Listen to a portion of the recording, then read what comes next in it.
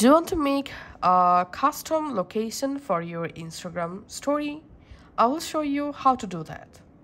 All you have to need, go to your Instagram, tap on the plus icon, select story, and I'm gonna uploading a photo for my story. Maybe this photo, for example. Okay, now tap on this sticker, and here don't select this default location option because this location feature doesn't support creating custom location. Instead of location, we have to select text option. So tap on text, and then before writing text, you have to select emoji keyboard and search for location, and then you have to add this location icon, and then we have to type our custom location here just like this.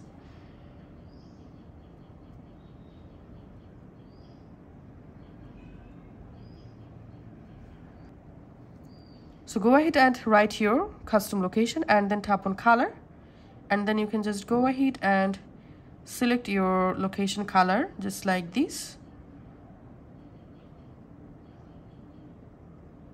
So I'm selecting this color, tapping on done, and then just resize the location. And now just tap on your story to post this story. And this is the only way to make a custom location for our Instagram story. Thanks for watching.